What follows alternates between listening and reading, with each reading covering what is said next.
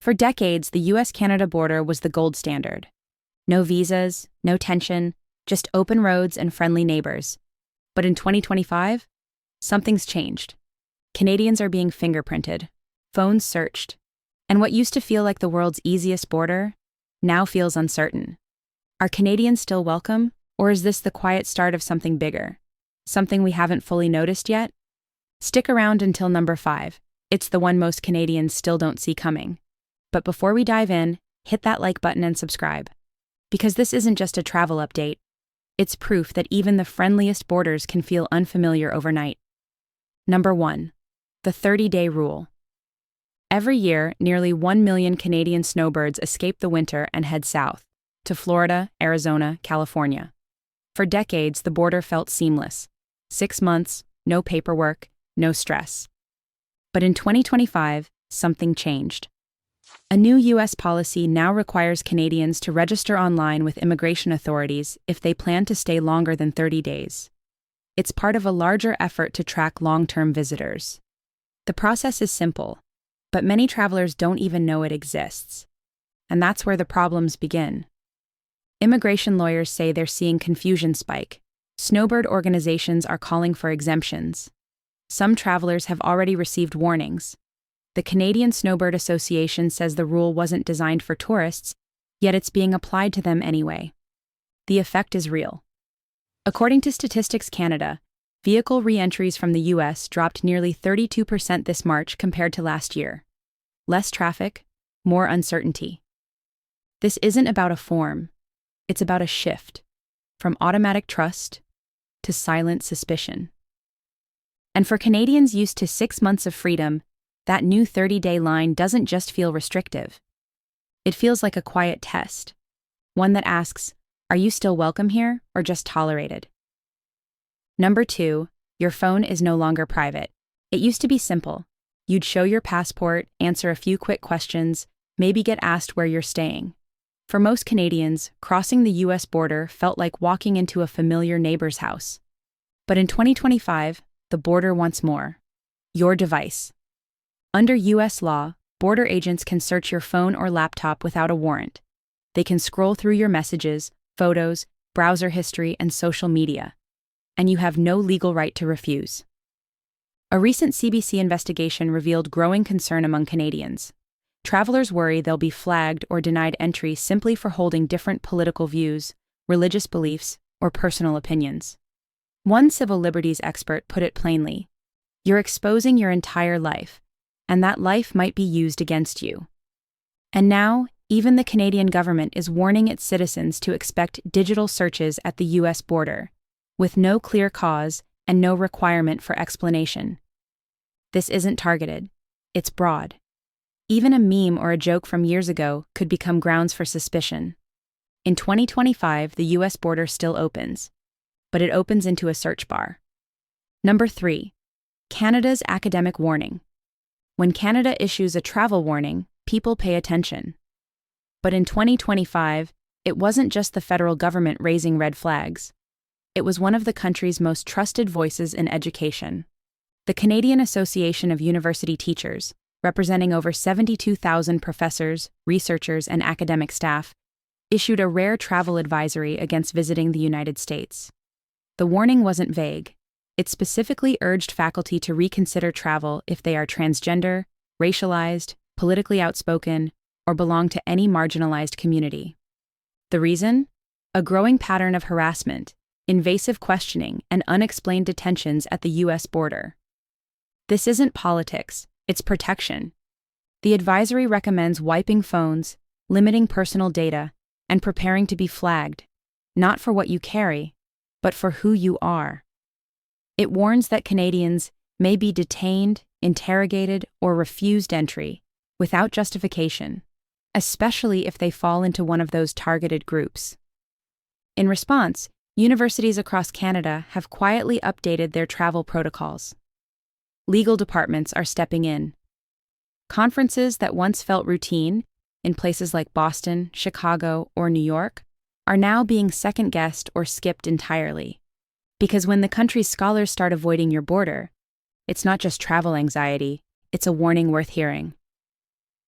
Number 4. The quiet pullback.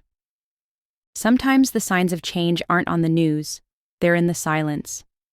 That silence on the highways, the empty bus seats, the hotel rooms that were booked a month ago, and suddenly aren't.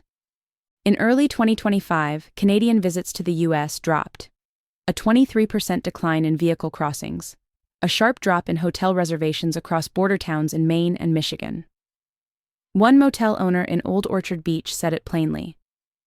We're seeing cancellations we haven't seen in years, and it's all Canadians. But this isn't just about numbers. It's about something more unsettling: the shift in mood. Tour operators along the Quebec and Ontario borders say clients aren't angry. They're uneasy. They just don't want to risk being searched, flagged, delayed, or turned away. Not for a day trip, not for shopping, not even for tradition. And so, they're backing off, quietly, collectively. The US-Canada border is still open, the lanes are still there, but the trust, the automatic "of course you're welcome" feeling, is fading. Because when everyday Canadians start saying, maybe not this year, it's not just travel habits changing, it's the relationship itself. Number 5, second-class treatment. This one isn't easy to prove, but if you've experienced it, you know it's real. In 2025, Canadians with Middle Eastern names, South Asian backgrounds, or Muslim identity are facing a different kind of border scrutiny. Longer interviews, more invasive questions, deeper inspections, and often no explanation at all. It's not official policy, there's no press release, but it's happening, quietly, consistently, and disproportionately. Legal advocates and civil rights groups in both Canada and the US have raised concerns about this growing pattern. Not detentions, not deportations, just discomfort, applied unevenly. And it's not just policy that's shifting, it's perception. A recent AP NORC poll shows the percentage of Americans who see Canada as an ally or friend has dropped from 82% in 2023 to just 66% in 2025. That's a 16-point drop in 2 years, and it reflects something deeper than politics. Being Canadian once meant you could expect fairness at the border, a sense of trust baked into the passport itself. But now, that welcome depends on how you look, or who they think you might be. Number 6. Denied without reason. You can do everything right. Book your flights, hold a valid visa, show proof of return, and still, it might not be enough. Just ask Jasmine Mooney, a Canadian actress and entrepreneur. In 2024, she was traveling to Los Angeles to attend a business and film event on a valid U.S. work visa. But when she crossed the U.S.-Mexico border, she was stopped by border agents and taken into custody. She was detained for 12 days. It was dehumanizing, she told The Guardian.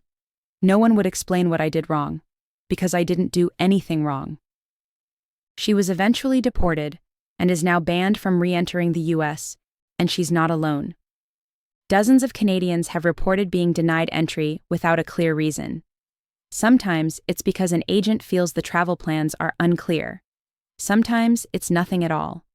There's no formal charge, no appeal process, just a mark on your record, and a door that quietly closes behind you.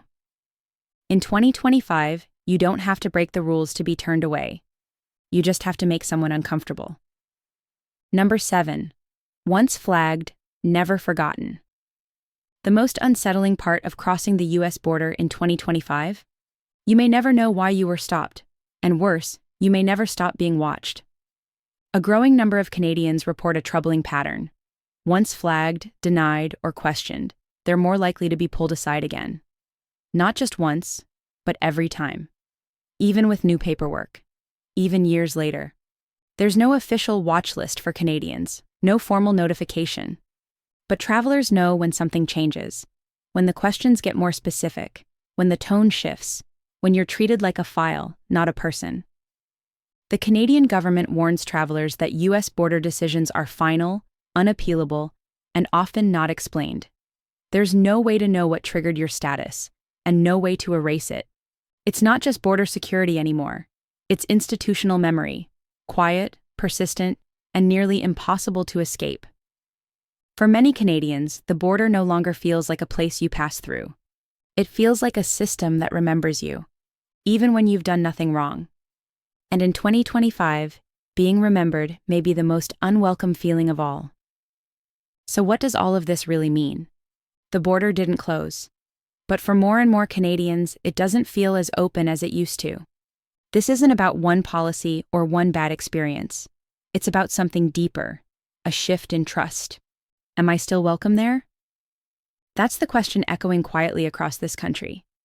If you've crossed the US border recently, we want to hear from you. Your story might help others understand what's really changing.